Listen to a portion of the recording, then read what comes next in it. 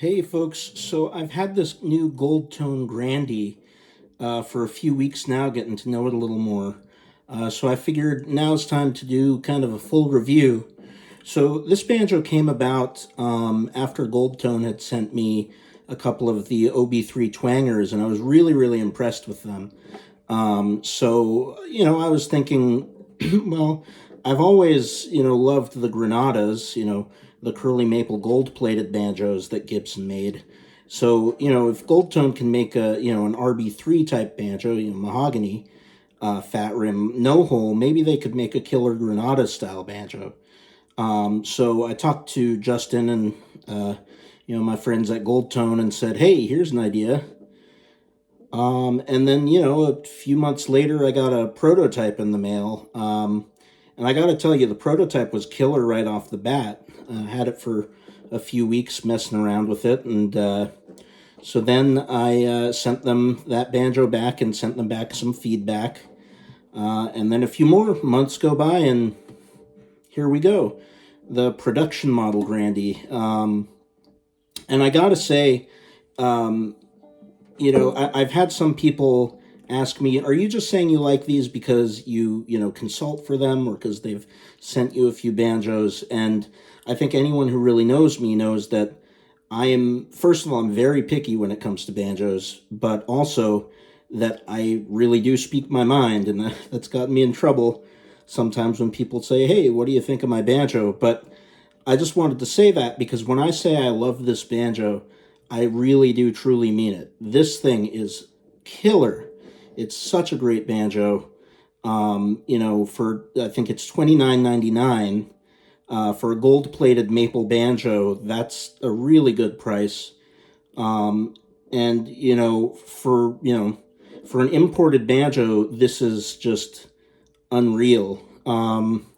So, kind of, what are some of the specifics of this? Well, it's kind of a Granada style vibe. So what that means is it's gold plated, and you can see that it's got this, more orangey, darker gold plating. That was really an important thing to me because a lot of the imported banjos and some other gold plated banjos you see have this really yellowy, bright gold, and I didn't really like that, or I don't like that.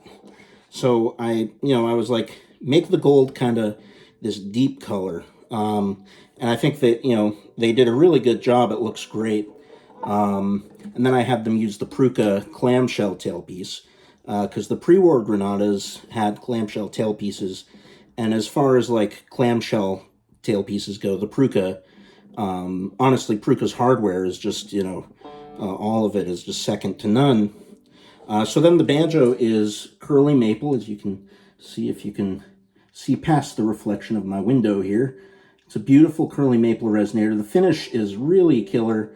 And you've got a curly maple neck here. It's got hearts and flowers inlays, one of my favorite inlay patterns. Another thing they did was I don't like the fingerboard to touch the tension hoop. So I had them make it so that there's just a little space there. The banjo's got a 20-hole tone ring. It's not a fat rim, because I wanted it to be more like early 30s style banjo.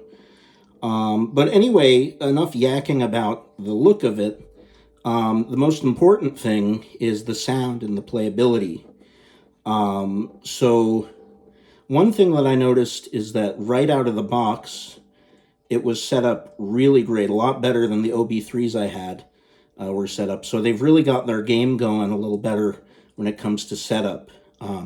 It sounded great. It played really easily. I think all I've really done to it is put, my string gauges on it, which is the JD Crow Studio set. And then I just brought the tailpiece up just a little bit, but that's not, that's like a personal thing. I like it a little higher. But, as far as tone and playability goes, it's very loud. It's very fat sounding, but the tone still cracks. It's got direct brightness. But like the Granadas that I love, it's got the crack, it's got the brightness, but that's all surrounded by this warmth, and each note has like a softer edge to it. Maybe that makes me sound a little crazy, but that's what I've noticed in a lot of these, old Granadas. So I'm really happy with that.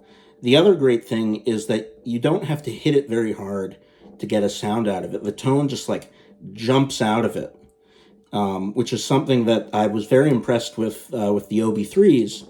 Is they're very responsive, and then also there are no dead spots up and down the neck. Every note's alive and clear and responds the same way, which is great. And one of the great things about this banjo is like up here you got this incredible reverb.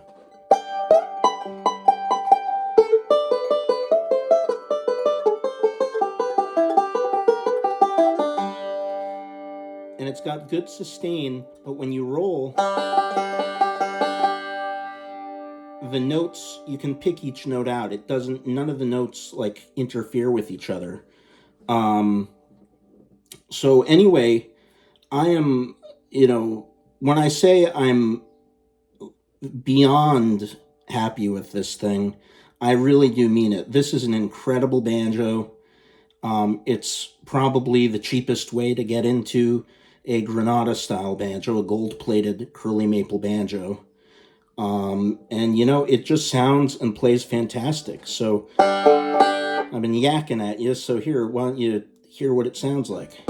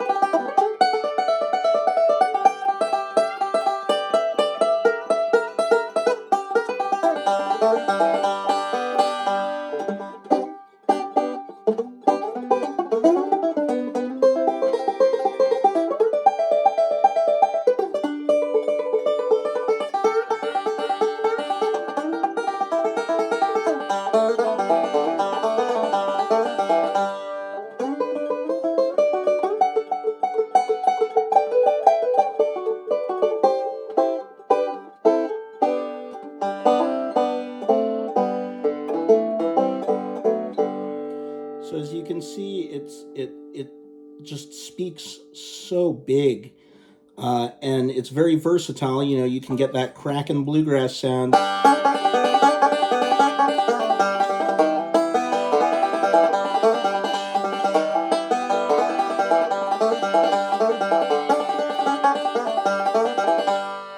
or you can get these softer, more mellow.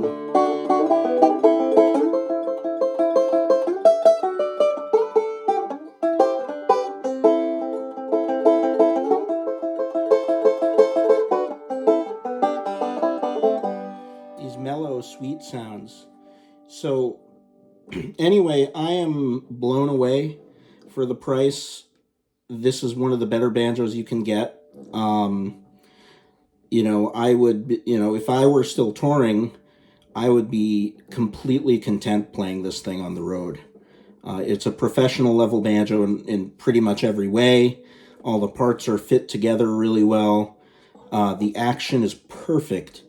And the nuts are done well.